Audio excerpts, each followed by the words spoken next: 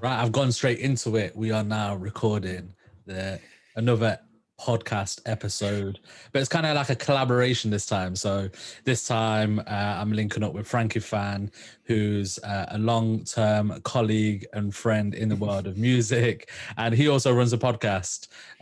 So he's putting it up on his end. I've decided to do a visual element this time and put it on all the relevant normal socials anyway.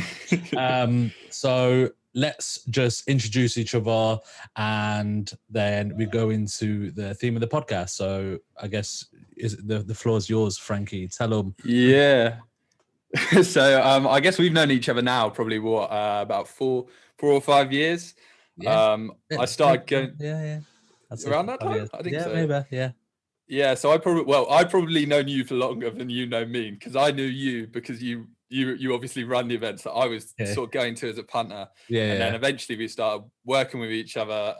I became resident DJ probably about 3 years ago. Spent about 2 years with you and the gang, you, Yumna Black, Meldo and the others. That was a good few years. And then from my sort of background, I have a degree from Bristol in neuroscience. I'm a final year medical student. And then, as Nico sort of mentioned, I run my own podcast, which is called Repeat Prescription Radio. Allows me to sort of express myself musically, like continue the sort of DJing, but in my own sort of time. I honestly don't really think I have that much time to sort of play events these days. Not that they're on. But then moving on from that, I sort of always have a sort of overarching theme to do with wellness, sort of lifestyle and those sorts of things. And just, I remember listening to Nico's podcast probably about 6 weeks ago, whenever it came out. It was very inspirational, and I reached out to him, dropped him a message, and yeah, here we are. Here we are, indeed. That's Frankie. So yeah, just for my sort of listeners, can you like give a bit of a background on what your sort of background is, what the sort of like underlying themes of the last sort of episode were? Yeah, definitely. So, there's actually another couple of episodes in between this, so it's not exactly the last episode. They're just not out yet. But yeah, so that first episode, it was what I wanted to do was. I've had a lot of life experiences, and before I will go into the episode and I start introducing different people, and the whole podcast was about interesting conversations that I have with different people, and I feel like I meet a lot of interesting people just day to day and throughout life and all the rest of it. And I thought before I kind of go into it, I kind of felt that I was obliged to maybe give an introduction to myself and give a bit of introduction to how I've got to where I am, why I am the way I am. Sometimes I always kind of feel like I have a need to explain that, even though it maybe shouldn't be the case. There's probably more psychology reasons behind that. But yeah, so the first episode is a introduction to me, so talking about a whole load of themes from homelessness and mental health, and how a lot of points in my life have led me to be successful. Well, I'd like to think I'm successful in the world of business and music and all the rest of it. So if what I do is primarily I put on club nights, obviously not now at the moment, but I've been running a brand called B-Swang for the past 8 years. We have also just launched a record label about a year and a half ago, nearly coming up to 2 years.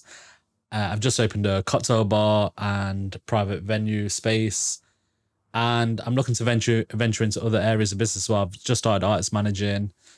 So yeah, like I think it's really like just going kind of knee deep in all the things that kind of complement each other, and really making the most of just doing what I love, really, and just keeping it moving, really, as such.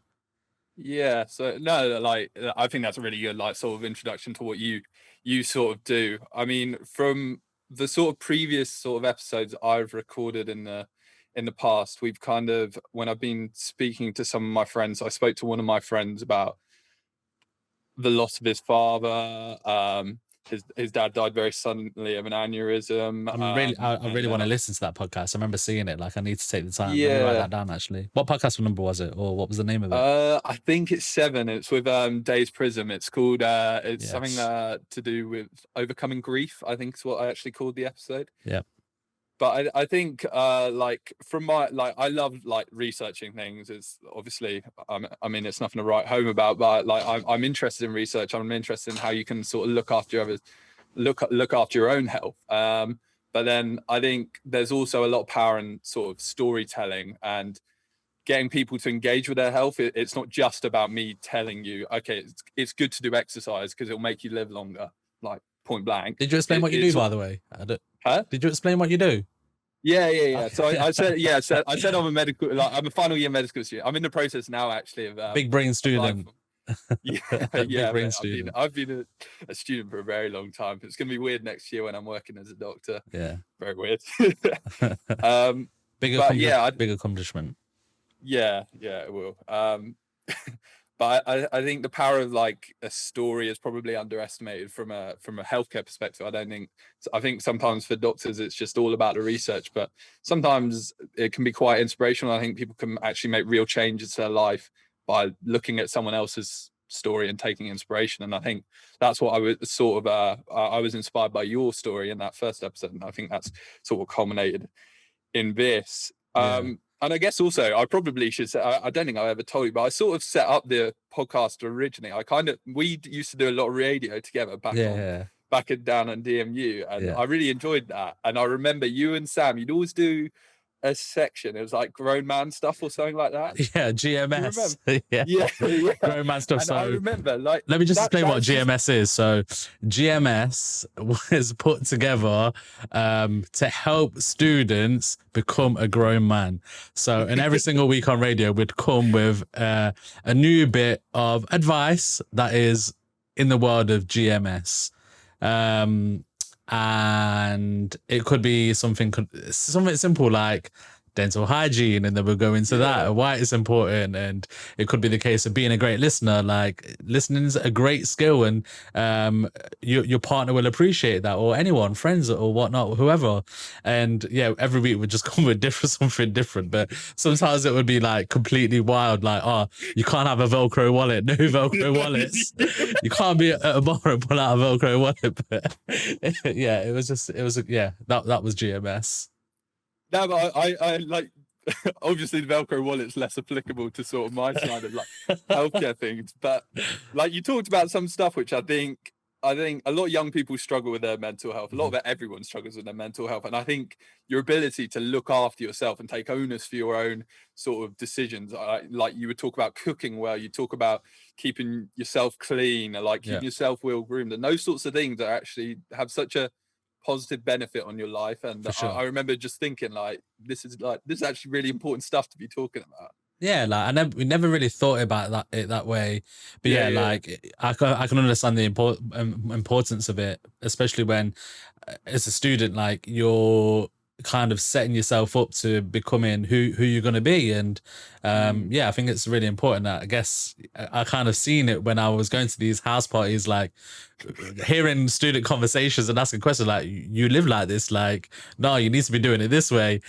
Yeah, no, man, it is so true. I think it's just early sort of 20s and leaving home, having that sort of independence. It's a bit of you're thrown in the sort of deep end in a lot of ways, and it's kind of a bit of sink or swim sort of situation. So definitely. I really enjoyed that sort of aspect of the radio, and I guess that sort of led me to sort of doing my own sort of stuff in the future. No, that's good. I'm glad it kind of inspired you in some kind of way. I guess you probably weren't thinking that at the time. You and Sam were just having a laugh. We just having a laugh and just sharing what we know, and that's it. It's just having a laugh, really. Yeah. So just what you just said, actually, just before you carry on, what you were saying about how the podcast, about storytelling. So what I didn't realize is when I did the podcast, I didn't realize like how beneficial it, like telling my story could be to someone else, like from what you just said, because the messages that I had afterwards, like amazing, like it made it so worthwhile. And I was so nervous to put out that story because it's so personal to me. There's going to be there's probably one other person knew about a suicide attempt, you know what I mean? And it's I feel so openly that I can speak about it now because I'm so far away from them moments in my life, do you know what I mean? But afterwards, like the messages that I was getting in, just about like how much it's how much it helped them, how much it's going to motivate them. It just made it all worthwhile, and any kind of anxieties or worries that I had, they all kind of just went away. No, yeah, like I said, yeah, it was the exact same for me. I thought it was really inspirational, and yeah, I really enjoyed that episode as well. Oh, wicked! Yeah. I'm glad. Really, really glad. Yeah, let's get into this podcast. So, you've approached me about this podcast, even though I'm putting it up on my own channels as well. You kind of tell them where you want this podcast to go. Yeah, so I guess like you sort of alluded to, you've sort of had your sort of mental health struggles early in your sort of in your earlier years, and when you were sort of speaking about your that first episode, the story kind of ended when you had set up B-Swang basically, and I kind of wanted to explore how being an entrepreneur and sort of building a brand has affected your mental health, and sort of basically pick up where you left off in that last sort of episode, and explore it from maybe a mental health perspective. You mentioned you'd had a therapist, and then you also mentioned the sort of how you thought events were so important for you because of the sort of escapism and how you enjoy being around like-minded individuals. And I think that's all sort of really linked to mental health and having like good mental sort of health outcomes. And yeah, I just kind of wanted to maybe build on that, and like look at how your attitude towards your mental health has changed since you were maybe earlier in your 20s to now, basically. Yeah, you know what it was like when you go through something. When the last time I was homeless and I felt very alone, kind of one point that I made in that first episode was is the tattoo that I've got on my arms is you either get busy living or you get busy dying. And I think it's that kind of attitude in life where there's no kind of middle ground, or there's no like getting down in the dumps, where you can either get down in the dumps or you actually do something about it. And it was like that kind of attitude where I was like, all right, cool, like you might be in a shit place right now. You might not have no money. You might not have a secure roof over your head, and there's not a lot of secure things around you. And I think for anyone in that kind of situation, it is real difficult to get yourself or to think that you could be in a better place, because it's that first part is such a, like, the way I see it is just kind of being a little bit secure and knowing it's difficult. Even that can seem like such a far place to kind of get to, especially when you might not have access to a lot of friends, or you might not be seeing a lot of family. You might not have that kind of support network around you. So I think me finding dance music, one, it was just a form of escapism, because I probably still wasn't having the greatest time. And that was me exerting any kind of negative energy in a happy place, which was going to raves. That was where I felt happiest, and I was going to raves like at least 2 a week sometimes. Like you know what I mean? Like when I was like 21, 22, 23, like I am a totally different person to what like there was a stage where I was homeless, and then straight after that was just like the best time in my life. I was doing some real good shit. I don't know if I'm allowed to swear. I might have to bleep that out. But yeah, like I went Uganda, went Ibiza, like I did loads of cool things, man. And I think all those different things have kind of led me to be like, I think I always knew that I wanted to do something big, but when I think there was just one time where I thought, you know what, like I go to all these events across the country, Nottingham, Sheffield, and why is there nothing in Leicester? And that's kind of when I started something in Leicester. And then from then, I'd probably say it just kind of felt like a bit of fun. So you just like going with the flow, and you're just enjoying the whole process. And I think you start to think, all right, cool, is this my calling? And I'd probably say that the most notable thing from being a promoter is resilience. Like there's so many setbacks in business. It's it's difficult to kind of say like how it might affect you. I think you just have to be real strong and keep on going. And I kind of see it when other promoters try to get into the world of events. Let's say, for example, if they've just started out, or when I've worked at venues before, and it's kind of been my job to bring promoters in, and some promoters might be just starting out and they might have spent loads of money on an event, and it might not have gone how they want it to go, and then they just quit. And don't get me wrong, that they might lose a few £1,000, but they're like, oh no, I'm done. This is me. Like, this is not for me. And my way of thinking is learn from that and just keep on moving forward. So there's been various there was actually one point where I could have easily done that, and I think that was probably be about just after about a year that I started B-Song. It was about a year and a half. I was like, right, I'm gonna go do the O2 in Leicester. I'm gonna go get those big numbers. It was my first Outlook launch party, and it went terribly wrong. Like, I must have lost like 3-4 grand on that night. I was young. I borrowed the money to pay for the acts. And I probably got like 400 people there. There's probably people listening right now that I probably went to that event and thought, yeah, the time of my life. But like that was, I remember the feeling on that night, and I felt so sick. I was like, right, like I'm in a shitload of debt now. And I was young, like early 20s as well. Like being in that much debt, like it's not good.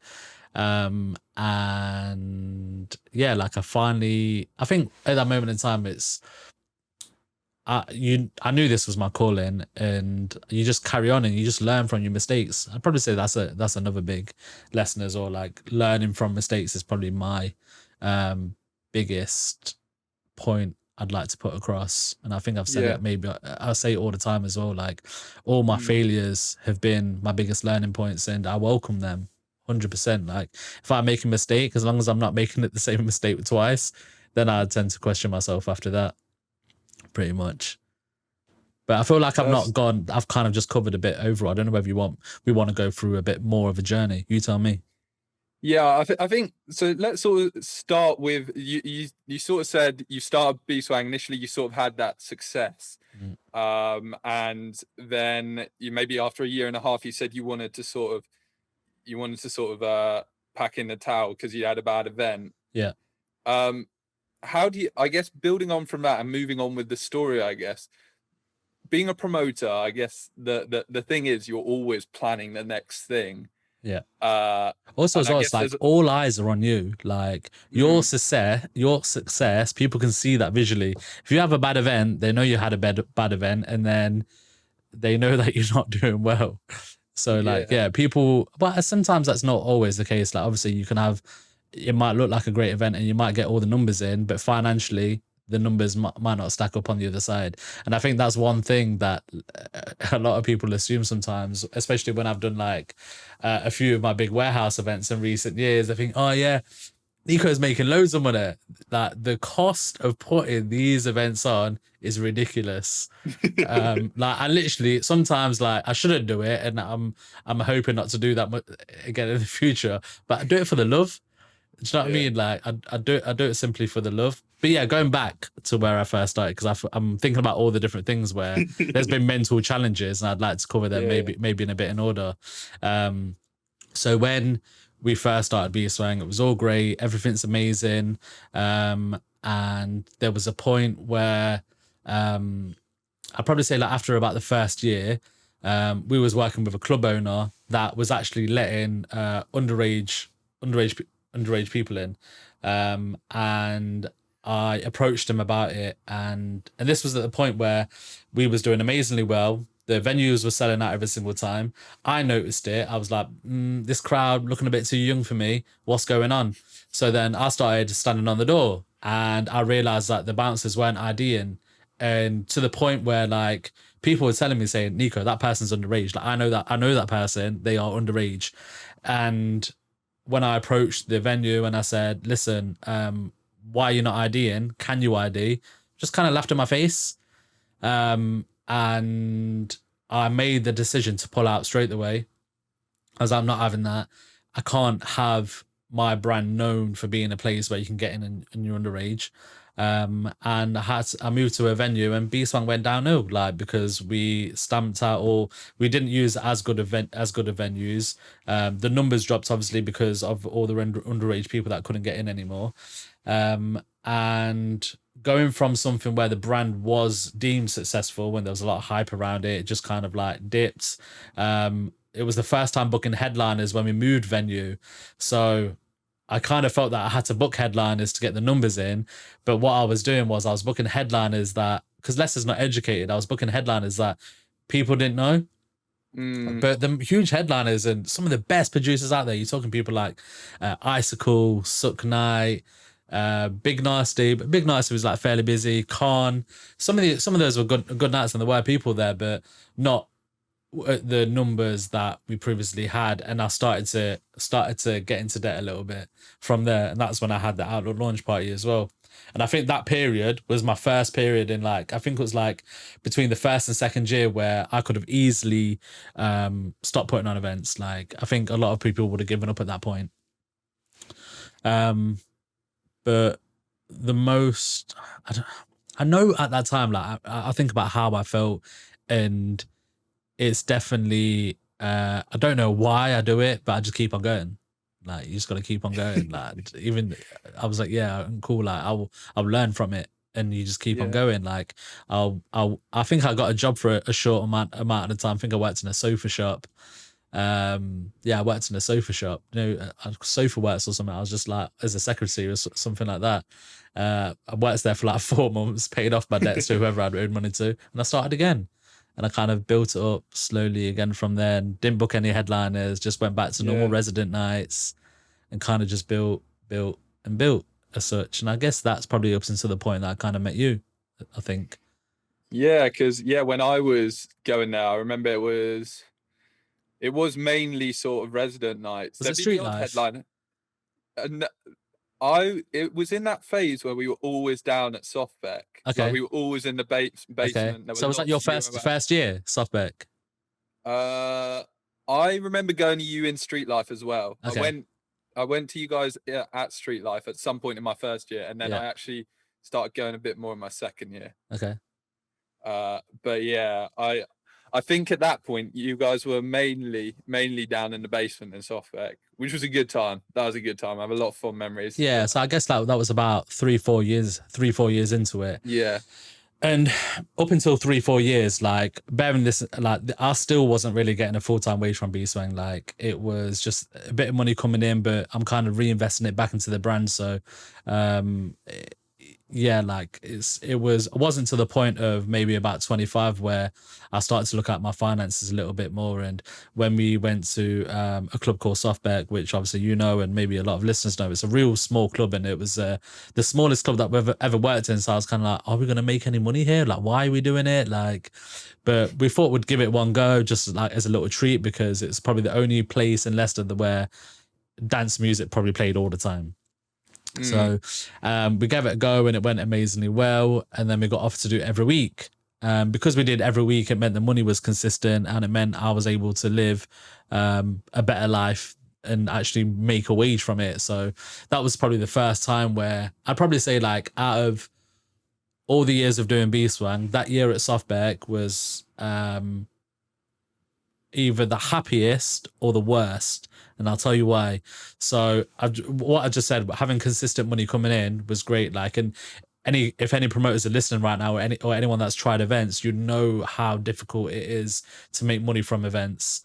But having we pretty much had no headliners 95% of the time. We had a few headliners here and there, but even then we were still able to make money from those nights. But having something consistent, and there wasn't a lot of risk factor in it, meant I was being able to do, like, loads of cool stuff. Like, I was able to actually enjoy myself. I think I went on holiday for, like, I think it was like the first proper holiday like I've had that was like on a beach, and I was just like, yeah, like, this is sick.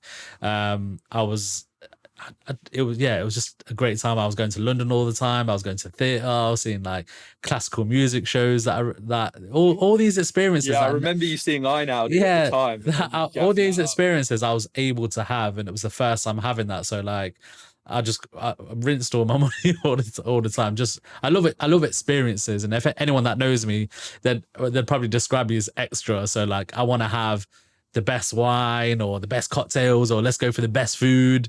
I don't hold back in in not having the best things in life. I feel like experiences are very important. But the reason why it was the worst was because it was the first time. It was when I found out that my mum was really ill. So she then told us that she had chronic kidney disease, and that was like a big. I think I was just like confused, a bit stumped. It was just like I don't. It was just like hitting a brick wall. Like, you don't really know how to take it. Life is going amazingly well when you get news like that, and yeah, like I think at that time it was. I just remember being in the gym all day, every day, and I was like, I want to put myself in the best because I probably wouldn't say I'm the healthiest person in the world, like a bit of a big guy. So I needed to make sure that in my mindset, I was like, right, I'm going to get healthy and I'm in the gym every single day, twice a day even. I did that for like 6 months, lost like 15 kilo. And yeah, like it was a strange time because as we was coming up towards the end of that kind of academic year, we started to put on, I think it might have been leading up to our first warehouse event. Around that time, we had General Levy and he didn't show up. It was around that time. I remember, yeah.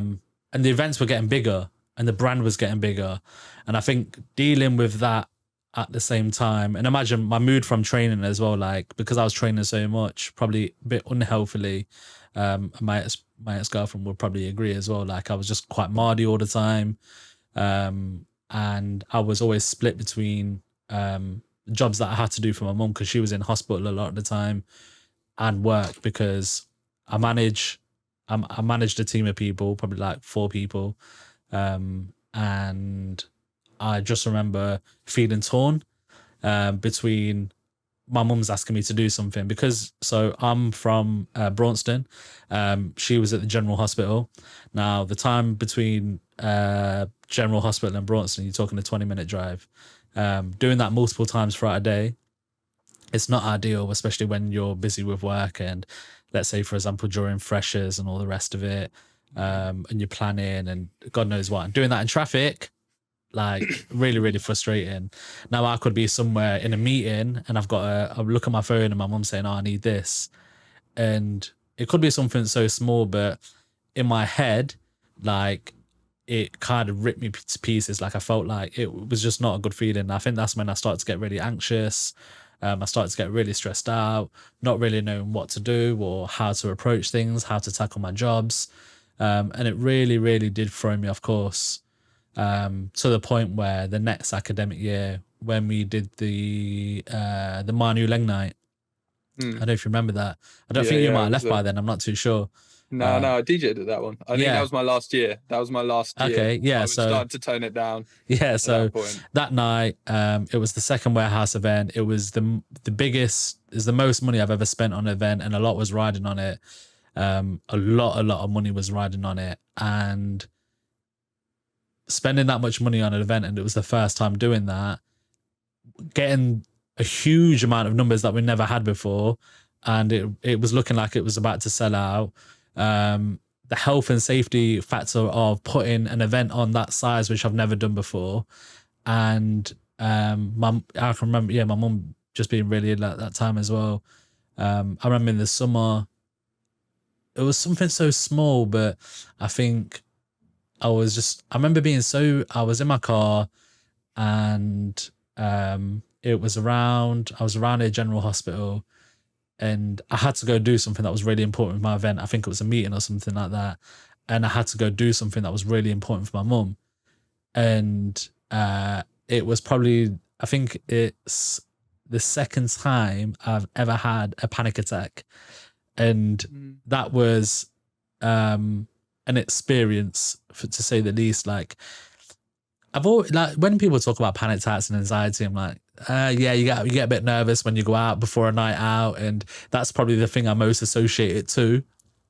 But yeah, this was like real bad. Like, and you can't control it. And I like to be in control, and to go something through like that where I feel like I've been mentally strong for a lot of reasons in my life.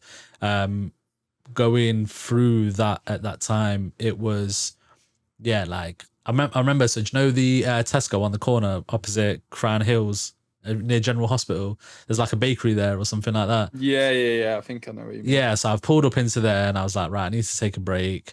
I've gone into the shop. I've grabbed like some Lucozade or something, and I sat down with there's a homeless guy always sitting there, and I was like, oh, do you mind if I come sit and chill with you for a bit? And he was like, yeah, sure. Just sat and chilled with him for a bit, like, and we just had this like massive long conversation. I must have sat down with him for about an hour, just getting to know him, started to talk to each other, and that pulled me out of it. And I felt like at that moment in time, like that was meant to happen. It kind of brought me down to earth, and he kind of spoke to me about my mom and everything else, and he was sharing his experiences with his family, and yeah, we kind of connected from after that. And after that, so I ended up having to, I was like, all right, cool, like I was like, stay here, let me sort you out. No, I think he actually, I was like, oh, let me like, because you've helped me, I was like, let me give you something. Like, I'll give him some money, but I was like, oh, like, do you need any clothes? Do you need anything? It was like, oh yeah, I could do with this and this. And I was like, all right, cool. I was like, stay here and I'll be back in 20, like half an hour.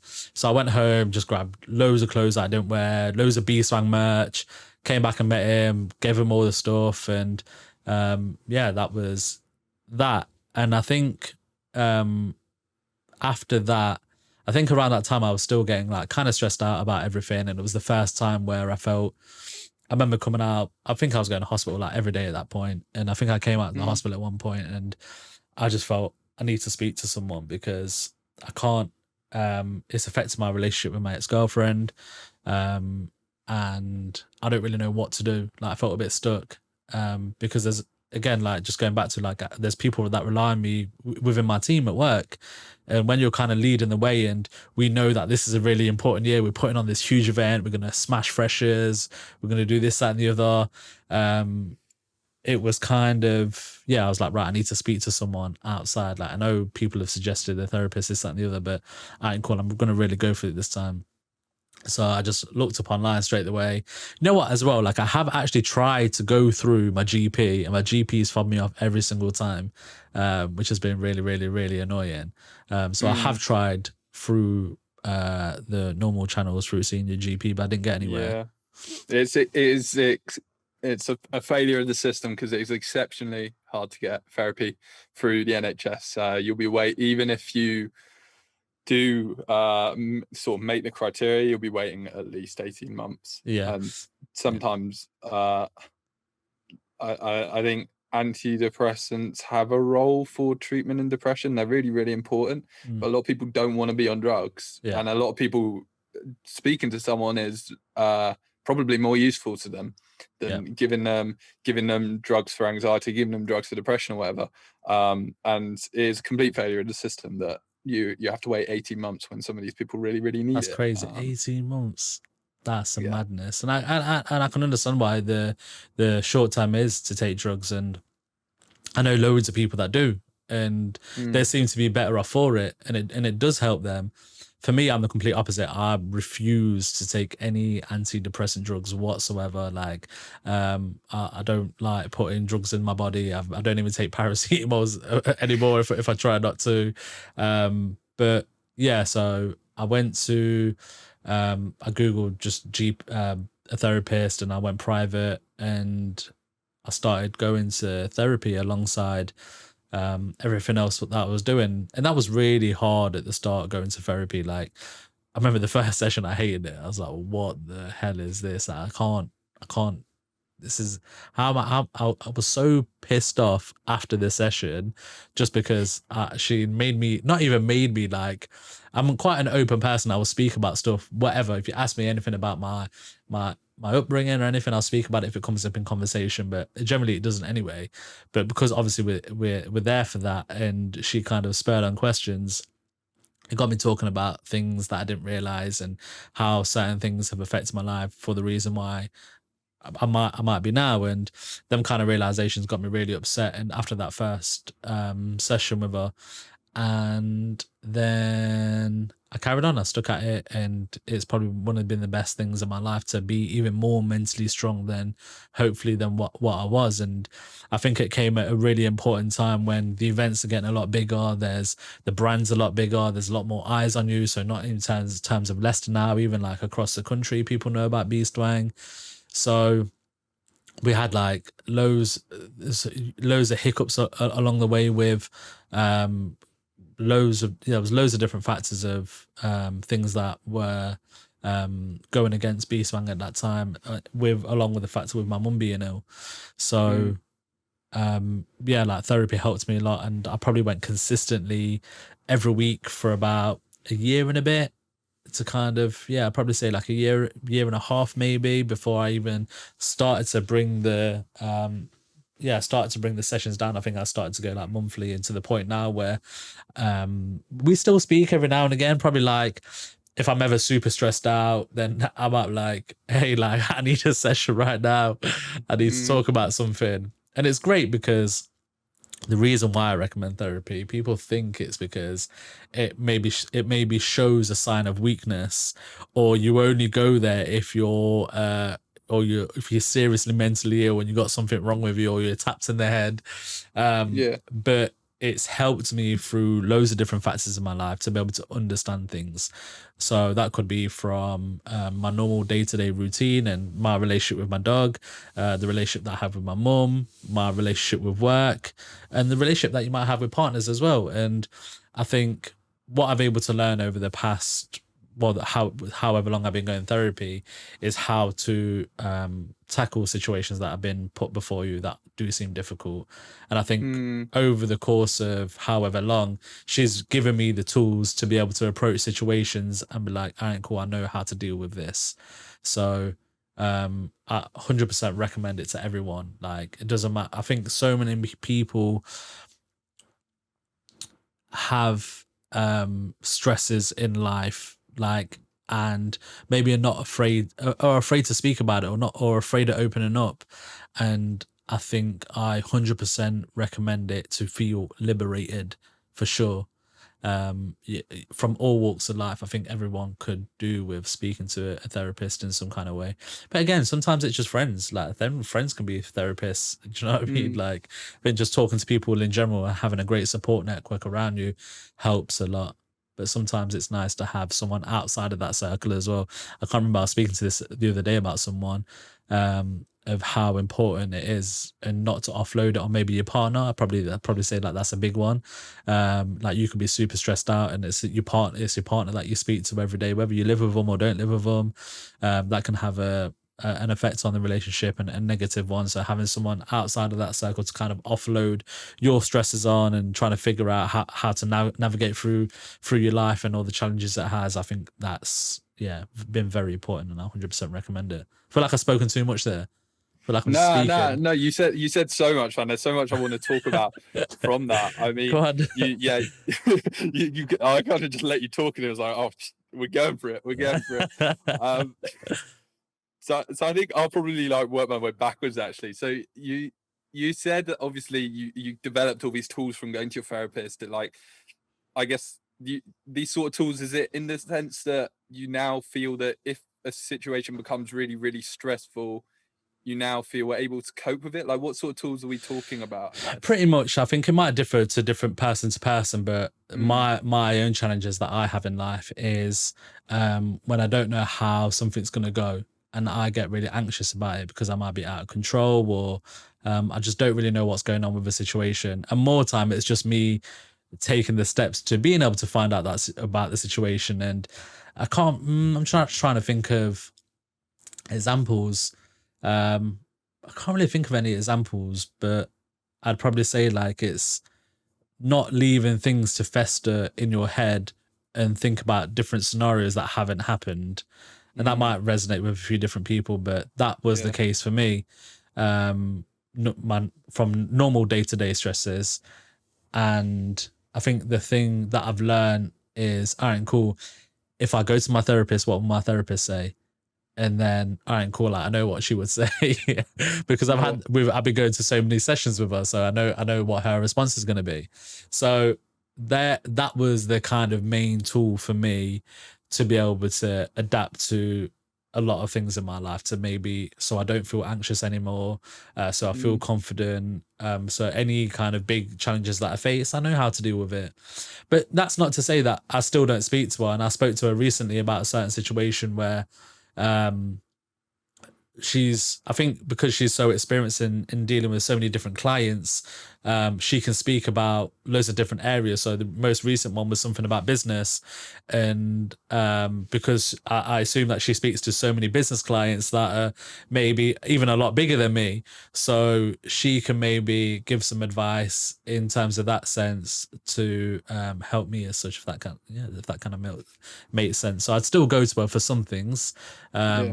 just to kind of talk it through and to get someone an outsider, because I think that's what it is as well. Like having someone outside a situation that isn't your family, that isn't your friends, that isn't whoever you've got the situation with or whatever scenario it is, having someone outside that circle that is fully there for your kind of well-being in your head, and has your best interest in a different kind of way. I think parents like can always have like a one-sided view, and maybe your friends do, but having my therapist has definitely kind of helped with creating a different viewpoint of how to approach things, for sure. I guess it's very true. I guess when you're coming from an outside perspective, it's always going to be a lot more objective. There's none of that sort of close emotional ties, which can sometimes, although the advice has always got good intentions, it can get a bit confusing. I think although you say you're quite open, Yeah. I would say from knowing you for quite a few years and from speaking with Tom back in the day, and I spoke to Tom about it, but back when we first started at B-Swang, I remember just thinking, like, me and Tom would always say, there's just a bit of like a mystique about Nico. Like, we just don't really know anything about him. He just does these events. So like, I know none of these sort of problems. Do you know Like, what? The most thing that what people say is when obviously me and PJ work quite a lot together now. It's like, I don't like that Nico. I don't know what he's about. He never smiles. He always looks smiley all the yeah. time. He never smiles. You know what? I think I'm a bit like you in that sort of sense. I remember when me and Tom used to DJ, people would always come up to Tom. Like, people were like happy to talk to Tom because he's like little and he Yeah, happy smiles go a lot. lucky. Whereas me, I just like stand there just like cold face sort of. And like, I don't mean to be. I'm actually Yeah, quite shy. Like, so yeah, I think I think what, like, relating back to the fact that I don't think you're actually as open, like, although you are open to talk to, and like we're having an open conversation now, I think you don't give a lot away, and I think probably that's why you probably personally found it easier, and I think I would probably, if I was having the same sort of struggles, would find it easier to go to someone who I didn't know, because although I'm open when I need to be, I'm also quite private, yeah, if that makes sense. yeah. um I've been doing it I in the think right time. Like I didn't want to like maybe just be open about my story just on Facebook, just casually on Twitter or something like that. Like yeah. if I feel like the way I did it in that podcast was just natural and it is what it is, and it wasn't for anything more than just giving an introduction to me because it's the start of my Yeah. podcast. Yeah. I know like a lot of I get assumptions because maybe I'm Asian, that I come from a rich family, and that's the reason why I've been able to be successful, because I've had a great start in life, and that always kills me. Like, you know, when people say, I'm from a council estate and it's been really, really hard for me. It's like, yeah, I don't think you don't really know my upbringing or where I'm from either. Yeah. That always kills me. No, I mean, I could, like, I'm very lucky. Although I think I've got a bit of a sort of a similar mindset into you. Just I'm quite driven, and I think that's been instilled in me by my parents. I've had quite a middle class upbringing, but their parents were both very working class, and I think that's been ended up passed down to us because we were always pushing. And I think that kind of leads me on to what I wanted to talk about next. And I think you kind of spoke about it a bit there, where you said that you find the uncertainty is probably what gives you the most anxiety. Yeah. That is And I that. think, The word uncertainty is what my therapist uses on me. yeah, and I think the fact that you work in events is probably the worst. Like it sounds The like the worst worst. pairing ever, like the worst thing ever.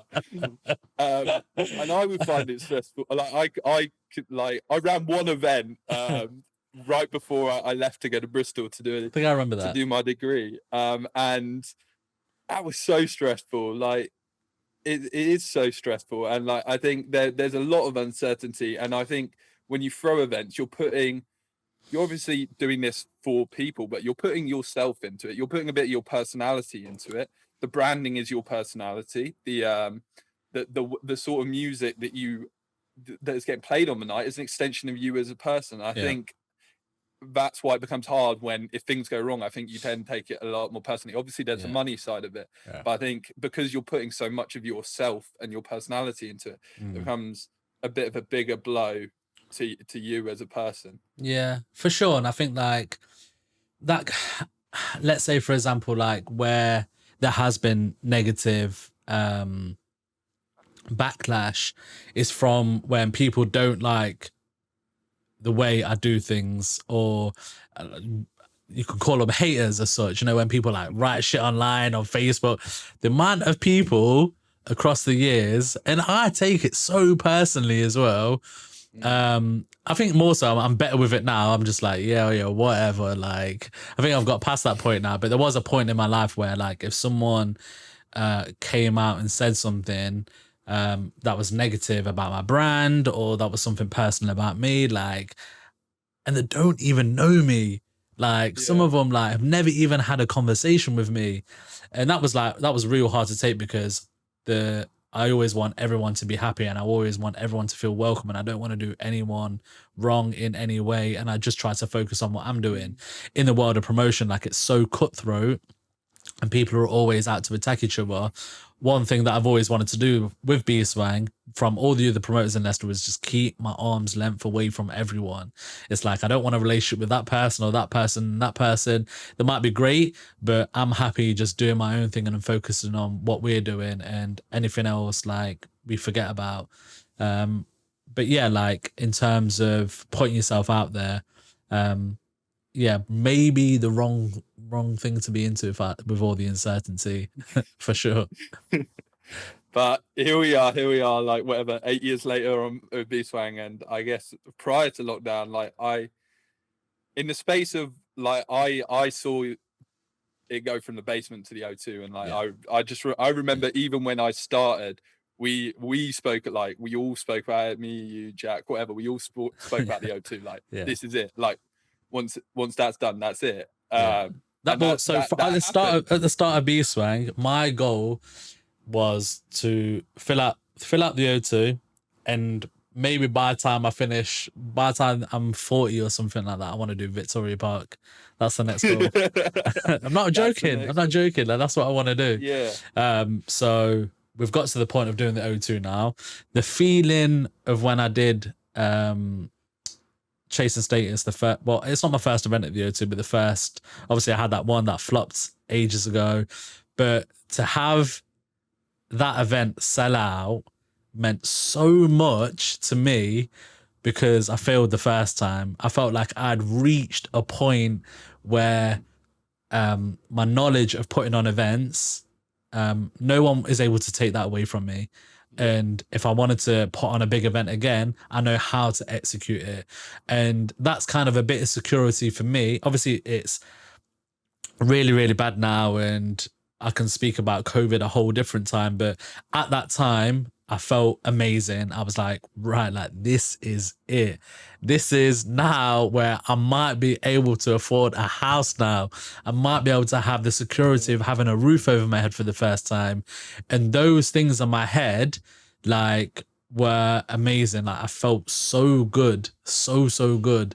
I was able to, I think a lot of people might have like parents help them and all the rest of it. And I've always wanted that kind of security of having a roof over my head, having my own dining room. And it's so simple for a lot of other people, but getting a house, to me, I still don't have a house right now. I'm moved back into my mum's and all the rest of it. But at that time, it was at the point where, right, I've reached the O2 and we've got the next 10 years. I'm 30 in a couple of weeks. The next 10 years is just purely about growth and setting myself up to be secure as such. Yeah. And like when you reached the O2, was there a bit of a come down after? Because I find within my own life, and I think I know other people who are like this, you set yourself this goal and you put it on the pedestal, you achieve it, and you're just left with, although you've said, yeah, I'm going to come back and do Victoria Park or whatever. Yeah. There will be stuff in the future, but whenever you hit those goals, there's the initial like, oh my God, I've done it. And then there's a sort of like, oh, like, where am I now? And I think sometimes that I find that personally quite hard to like be like, oh well, like how, like I've achieved what I wanted. Yeah. Am I done? And I think when me and Tom DJ'd, all we ever said was we want to support Mighty Lang. Like we were never taking it like that seriously. You know what I mean? I'm glad you got to do that. I'm glad you got to do that.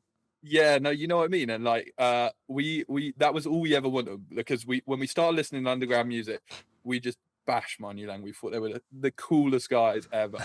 And they are cool. They make great music and they have great sets. They do. And then when it happened, I think at least for Tom at that point, he was like, well, we're going into a career. You know what I mean? We were both going to be doctors. We were both doing medicine. And I think for Tom at that point, he was kind of done. Yeah. And I think I definitely felt a bit of like, oh, like have I had enough now? Yeah, and then I had a few like good gigs after that. And like I remember playing Forbidden Forest with Jack, and I was just like, this is incredible. Like, this is what it's all about.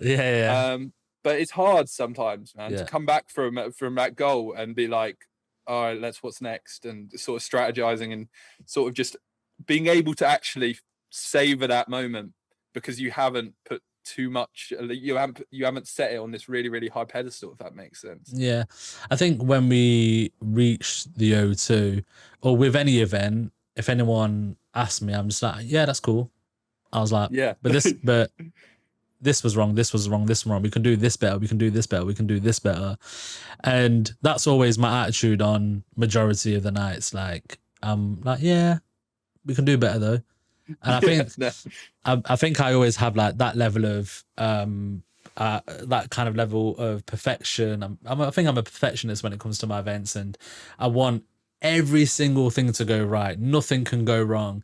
And if it goes wrong, that's an issue. Like, I'm writing that down. I'm writing that in my notes on my phone on the night, saying, right, the lighting should have been better. Why wasn't it better? Was it in the planning? Was there not enough time to program the lights? What was going wrong with the queuing system? Why were people waiting too long to get in? Do we need more queues? Do we need more bouncers? So there's so many different things to do with running a night. I'm noting down all these things on the night, what goes wrong. So let's say, for example, the Chasing Status night, there was loads of things that went wrong.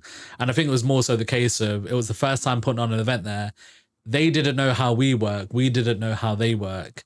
So there was just a bit of a clash in terms of the running of the night. While it was an amazing night, the photos were amazing, the videos were amazing. I think everyone had a great night. For me, like, I felt like, I ain't cool. Like, it wasn't, even though like it was a great accomplishment, it wasn't the best night for me as such. And the next night, which was actually the last night before lockdown, there's 2,300 people there. I don't think I've ever put on an easier night in my life.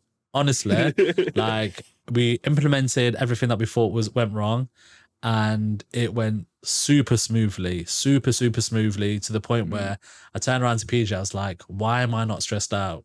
Like, why is everything going to plan? And yeah, like, it was just, it was a great feeling. It was a great feeling. I forgot what we were speaking about. No, I was just saying, did you feel the next like goals? Yeah. So like, I think at that point now, it's like, all right, cool, I've reached the O2. My other next goal, which is what I've just mentioned, I want to get to Victoria Park. Like, that's what I want to do. And I think it might have changed a bit now due to COVID. So I think it's just like, in terms of goals, I think it's important to maybe realign what you want time to time, depending on where you are in life. Like from what you want from the age of maybe 21, 22 to what you want when you're about 25, 26, like it's different, and it varies from time to time, and that's okay. I mean, I think my next goals are changing quite a lot because we've just opened up a cocktail bar, and I'm realizing that I've got skills in a whole, they kind of relate, but it's still a whole different area. A cocktail bar is quite different to a rave as such. Yeah. So I think like my goals there are changing slightly. We've launched the record label, and I enjoy the record label so much. I haven't been able to spend 100% of my energy on it, but I want to work towards that because I'm able to showcase my taste making abilities on a different level now, where it's not just people in Leicester seeing it, or the people on the outskirts of Leicester or a bit further afield.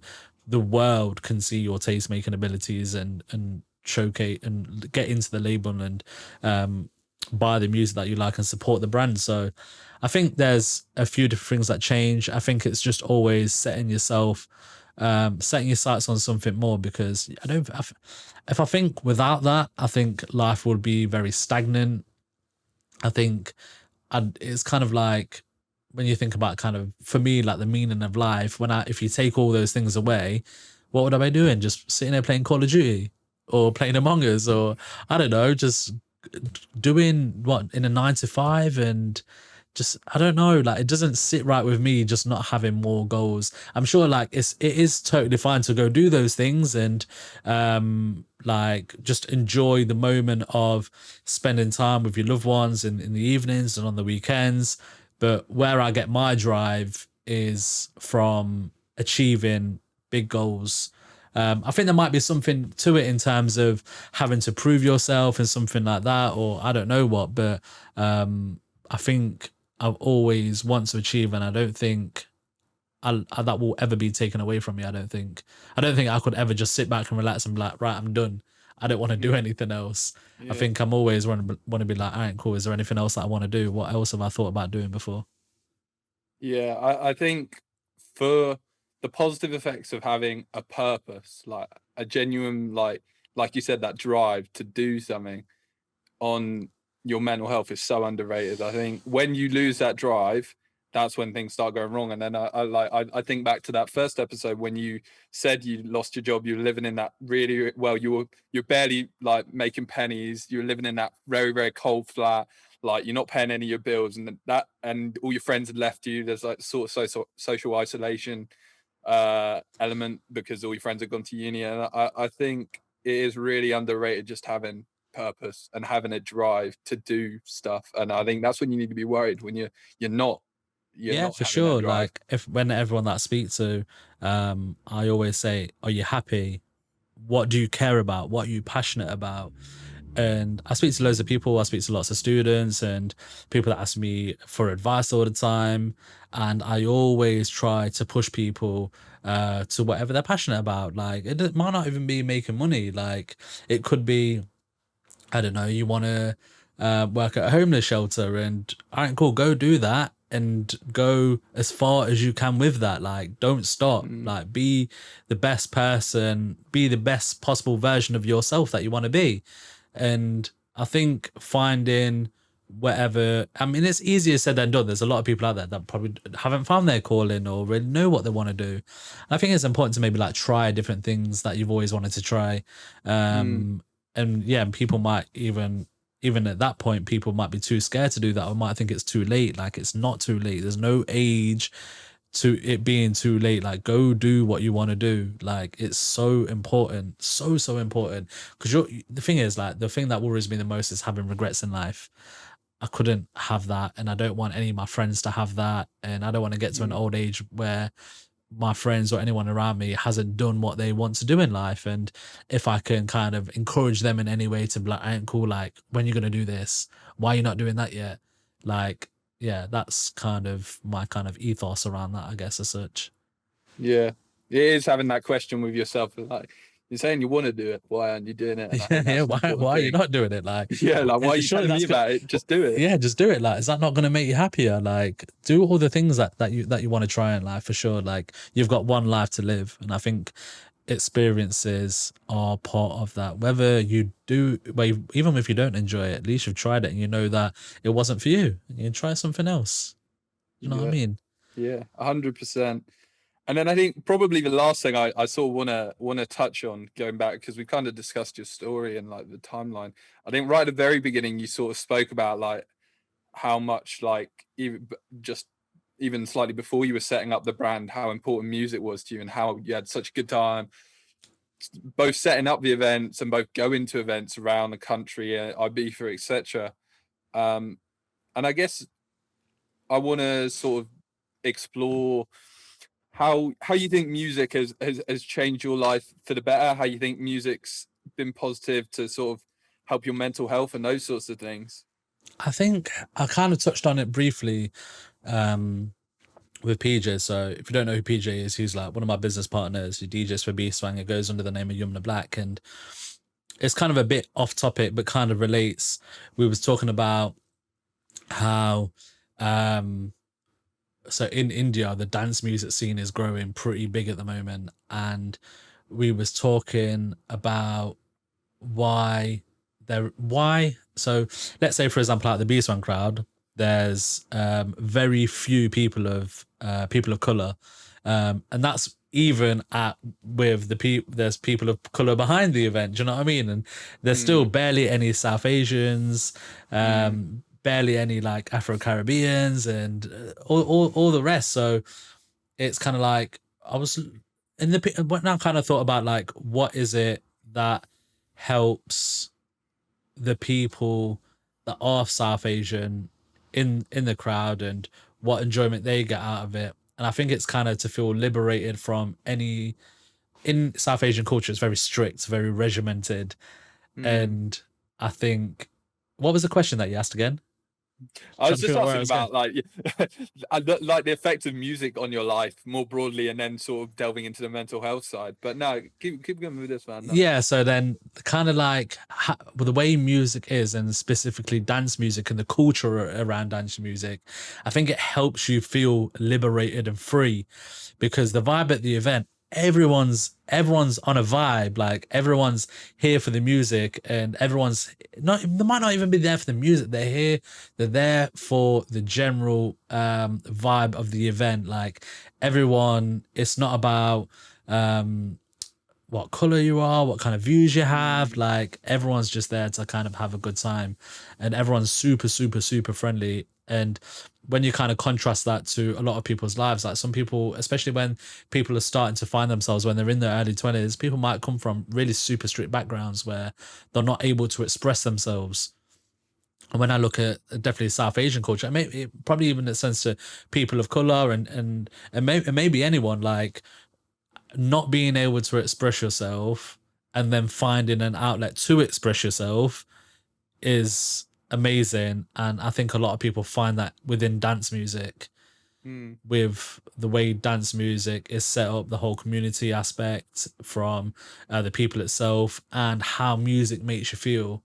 And I think that's what's definitely, I mean, I'm really lucky. Like I've been able to, as a South Asian, like I've been able to express myself however I like, because I've got a mother who's allowed me to do that, and I'm so ever grateful for. And when I look at other maybe South Asians and them going to raves as such, it would be frowned upon, and the whole culture behind it. So I'm lucky that I've been able to delve into it and find it. And when I look at when I was speaking to PJ, for example, like I think his parents were quite open-minded, and they kind of let him being able to express yourself in a certain way, which is why he thinks he got in it from an early age. But I'd probably say the thing is with music as well, like what a lot of people don't know is I listen to a lot of classical music as well. So I can go from listening drum and bass 1 second, but bearing in mind I probably listen to like more liquid and experimental drum and bass, but I listen to like classical, chill dubstep, and I think music can make you feel loads of different emotions. And I listen to depending on what mood I'm in, I listen to different stuff. Yeah. If I'm on the way to a night out, I might listen to some like R&B and hip hop bangers, maybe some like commercial garage. Like if I'm going to a drum and bass rave, I'll probably like go listen to drum and bass. Like when I wake up in the morning, I listen to classical music. So I think not even like dance music. I think music can help liberate a lot of different people. I think not, it might not even be specifically to dance music, like listen to pop music and get a great feeling from it. But if we're talking about dance music specifically, I think the reason why people are drawn to it because they feel they can express themselves without no judgment within the community. Yeah. Yeah, no, 100%. I think that's kind of spot on. The first episode I ever did at the radio show was talking. It's titled "The Importance of Music," and I looked at this paper called what's it called? It's called "The Psychological Functions of Music Listening," and it basically it done some they interviewed a load of people, like nearly 1,000 people, and kind of tried to work out what people think is the reason behind why we listen to music, basically, because it's a bit of a, if you think about it, like how did this come about, how have we evolved to end up listening to music? And the three things that they sort of pinned it down to were, they said to regulate your sort of mood, and that's what you've sort of spoke about. So if I'm feeling happier, like, and I'm wanting to go out on the town, I'll listen to some R&B or whatever, like you're saying. They speak about like used as a tool for social relatedness. And so this is the idea that we use music as a tool to feel close to each other, and so we can socialize with each other. And I think actually in that episode I spoke about how realistically, when we were working as a team at the B-Swang team or whatever, all our resident DJs or whatever, or Sam or whatever, we all came from very, very different background, but we had the one common thing, which was music. And that was mainly what we spoke about. It was the events that we went to and the music that we were into. And I think it's underrated how music can be that common ground that you can speak to someone, and it's such a universal tool to socialize with, and socializing, one of the most important things in life. It's like so protective for our mental health, and it's realistically it's what it's all about.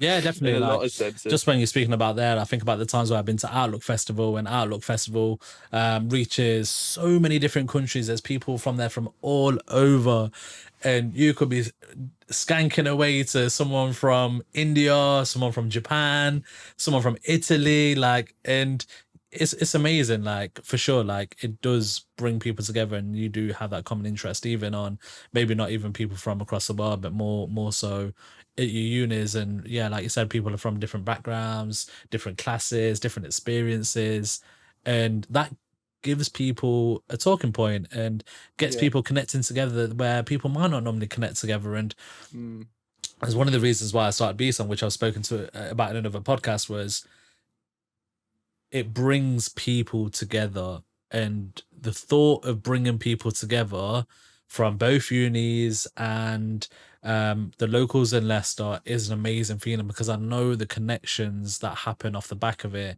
I know the friendships that are gained off the back of it, and it's an amazing feeling, and I love it. And that's why I love B-Swang, and this is why I continue to do what I do.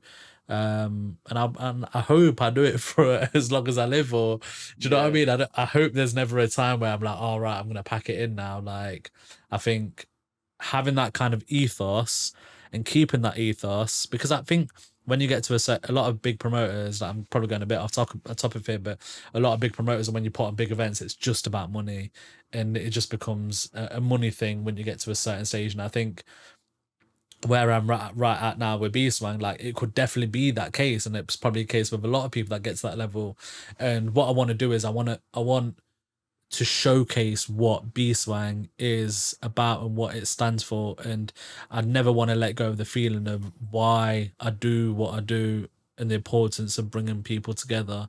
And that extends to further things in terms of where you stand, maybe politically, which we've never done before, where we stand on racism, and a whole load of other issues that are going on in the world. And I think it's important to know what you stand for I think it's important to let people know. And before I never did that because I was afraid of what people might think. But I think I'm kind of on the flip side now, and I'm not afraid to share what we think. And if someone doesn't align with what we believe, then you know what I mean, that's on you. This is kind of our community, and this is the way we are. Do you know what I mean? As Yeah. such. Would you say you believe in these things?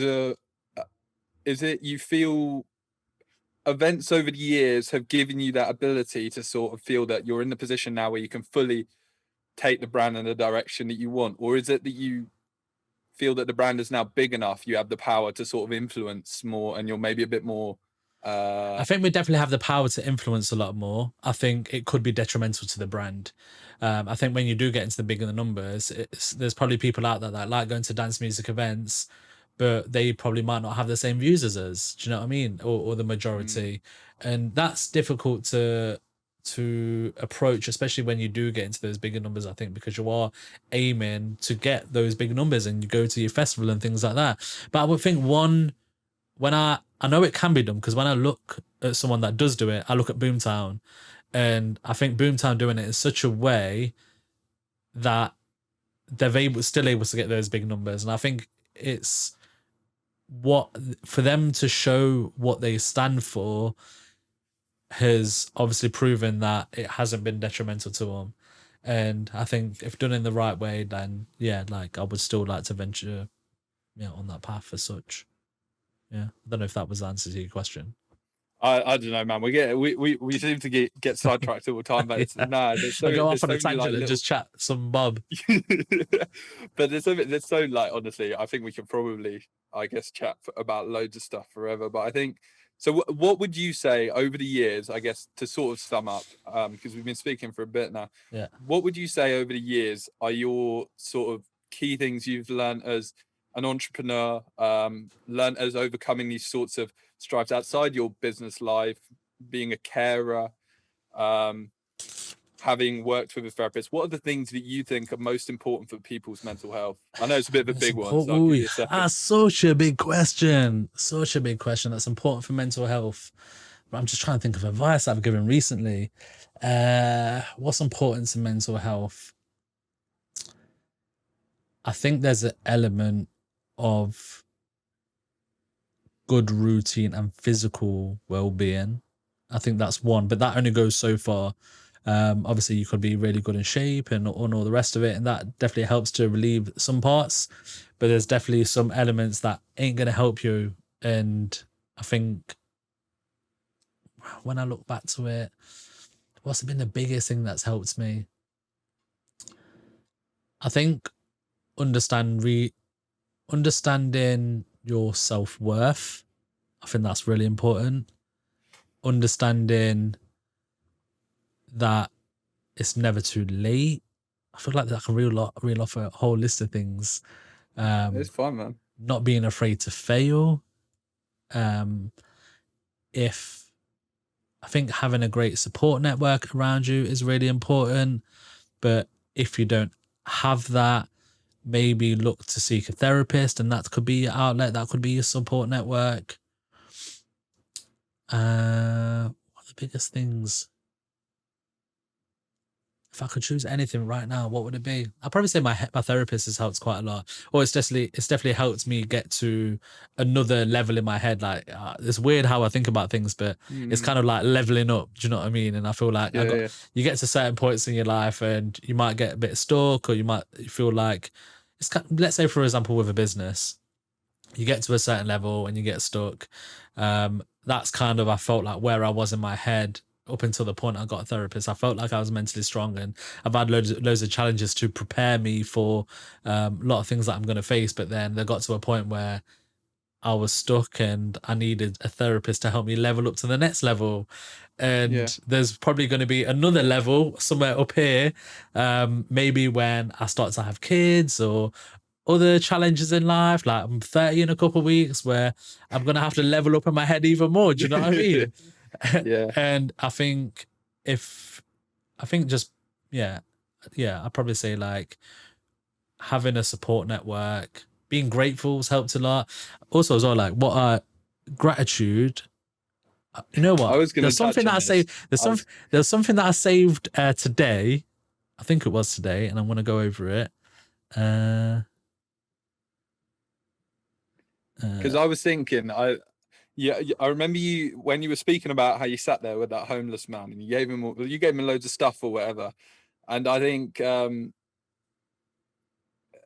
expressing gratitude, not necessarily always giving stuff, but expressing gratitude and being grateful for what you have as well as giving is underrated. That's also something that's so underrated now. We're very, I think, just social media culture, everything, it can get quite egocentric sometimes, and being able to sort of have that sense of community in that sort of sense is really, really powerful.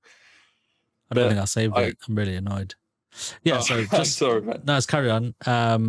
Carry on. Didn't mean to No. Over to you, man. So you were saying about gratitude. Yeah, so gratitude. So let's say, for example, if I'm stressed out or if I'm realizing like, why don't I have all the nice things in life? Why don't I have a 5-bedroom house yet? Why am I not driving a nice car? Why don't I have a load of savings in the bank? And PJ is an interesting person to talk to, and I'm very, very grateful that he is my business partner and friend. He puts me on loads of spiritual mindfulness thoughts. And what he does is I don't know whether he still does it, he might not, or just whenever he gets a chance to, is every day it's either every day or every night he writes down what he's grateful for. And that kind of put a thing in my head where it's like, well, what am I grateful for right now? And it's something super simple. Like, I'm back at my mum's in a council estate, but I've got a roof over my head. I can eat. Do you know what I mean? Like, what's the worst that's going to happen? Like, I've got an amazing friendship group. So if you take all those things away, I'm still in a great position. Do you know what I mean? Like, most people do have a roof over their heads, and most people do have a support network around them. And I think a lot of people, even in loads of different situations, like, they might not have as tough of a life. Like, they might have a really good life, but they still feel down and they don't know why. And I think having gratitude and realizing the things that you do have is an important step to having great mental health. That's it. I think that's very poignant. I feel like we could go on forever, honestly, but I think that's a really sort of poignant way. I think that's a good starting point. If you're feeling super shit, that's a good starting point. Gratitude, realizing what you do have, and then going from there. Yeah. And also as well, like, if you want any advice or you do want to talk to someone, you can always hit me up, like, anytime. Slide in the DMs, and I'm happy to help. You heard it here, girls. Slide in the DMs. No, not like that. I'm a one dog man. I think that's probably the best place to leave it. I think we've been going for probably a bit over an hour now, and we said just over an hour. Keep it to this sort of length.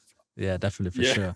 Well, I appreciate you kind of reaching out and talking about mental health. I think this has been a good episode for sure, and I hope it helps more people. And how have you taken it? Because I feel like I've just spoken loads about everything, and it's been more about my experience. No, it's really interesting for me, just like filling in the gaps, because like I said, when I was a sort of I was just like working with you at the time. Like, I like everyone else who shows up to events. Like, I get a bit more of the inside the work that goes into planning the events, but I don't. You have you're very good at sort of keeping the wall up, and like, I don't know the amount of stress you're under, and obviously I sort of need bits and pieces, like the stuff was going on with your mum at the time. But now looking back at it, it's just like when you're saying like that Manu Lang event was the most stressful thing ever. Like, I'm just sitting there, like, all I have to do is show up and play, and it just shows that I don't know. You I think if everyone just doesn't necessarily take things at face value and looks a bit deeper, it can sometimes be it can be quite insightful. And I don't know, just be good to people is probably the bottom line of this, isn't it? Really? For sure. So what's going to go on with you now in terms of like yourself? In terms of why have you taken interest? Is this like something a part of your study, or like how? So what's your podcast called? So I know it's something related to health, right? Am I wrong? No, Yeah, so my podcast is called Repeat Prescription Radio. that's it. Repeat. That's a sick. That's a It's sick. based Sick over name. primarily. Yeah, cheers, man. It's based primarily over on Mixcloud because I'm not actually on a radio show and I can't use SoundCloud, so a lot of the copyright stuff would just get bonked straight off there. But what I tend to do is I'll play basically just a sort of generic sort of like R&B, classical music, indie music, folk music, pop music, whatever, for about 25 to half an hour. And that's the sort of part where we get tagged for copyright. But that I think is an honest expression of myself, which I really like. It's just the music that I like to listen to because although we're both DJs, like we listen to a lot of other music. We're music enthusiasts. And I think for sure. I think sometimes when I've fallen out of love with DJing, or like it's only ever been really, I'd say temporary, is when I end up just down the hole of looking for electronic music tunes. And I think when you're too soaked up in, does this tune sound good because it's going to sound good when I'm playing it out, and you're not just listening to music because you love the music you're listening to, and that's when it can all get a bit blurry, and that's when I've sort of not really been that fussed about DJing in my life. And I think that year in Bristol where I didn't DJ and I didn't really listen about that much electronic music, I really fell back in love with music again. So yeah, that's what I use for the first sort of like 20 minutes to half an hour of an episode. And then in the sort of next half an hour to an hour, I'll either speak about a sort of lifestyle or wellness topic. And these have included things such as the importance of wearing ear protection, like when you're out and about, like when you're out in the rave. It's so underrated. So many young people that go out, they're going to ruin their ears for like 30, 40 years times. And these are sort of like, it's talking about, I guess, mainly towards young people, but it's talking about the things that we can do in our own lives to take onus of our own health and live healthier lives, essentially. Because like I am going to be a doctor in a year's time. Tom, who you know, he's already a doctor. He's been doing it for a year and a half. Like this is what I'm going to be doing for my life, and I think this has just allowed me to sort of express the way that I think people should engage with their health, because I think when you're a doctor, ultimately, the way that although you can give people drugs, although you can people can have surgeries, I think people staying healthy a lot of the time relies on the changes they make in their own life. And so if I'm able to maybe influence people a bit through my podcast, I think it gives me a bit more confidence to my sort of future career, if that makes sense. And I just find it interesting. I'm genuinely interested in the ways that we can improve our own health. Yeah, definitely. I can see how it's going to be a very beneficial for you. And I'm sure you're going to be a great doctor in the future. I'm going to be coming to you forever. And I'm like, Frankie, I've done something to my toe. What do I do? Mate, you already get people I already get people asking me like my family will be like, oh, what do you think I should do? It's like, go and see a real doctor. Like I'm actually not qualified for this. But yeah, and it's just allowed me to connect with music, like the radio show. It allows me to talk about like the things that I'm interested within medicine, and then I also I'll throw in a mix for the last like half of the episode, and it would just be an hour of me just mixing some tunes that I've been listening to and feeling. Wicked. So it allows me to sort of keep DJing in a way that is an honest expression of myself again. Yeah, wicked. I'm definitely gonna look into a couple of those episodes. I know I've seen a couple of them that I've been eyeing up for sure. Yeah. I know you play Jack's music, so I was wondering, Dave's Prism's music. I saw one of the radio shows. You played some of his tracks. He's a great producer. So. Yeah, sick.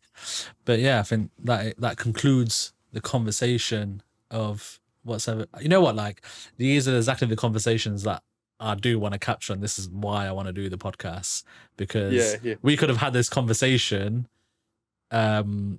without obviously recording it or putting it out, like if we ever got into it one time. And these are the kind of conversations that I want to capture and kind of put out, because they might help people. Hopefully, fingers crossed. They might not. You might think we're a bunch of weirdos, a bunch of nutcases. So go back to your like if you enjoyed it, if you enjoyed the podcast, reach out to us. What's your socials? Everything's just Repeat Prescription Radio. And where can you find it on?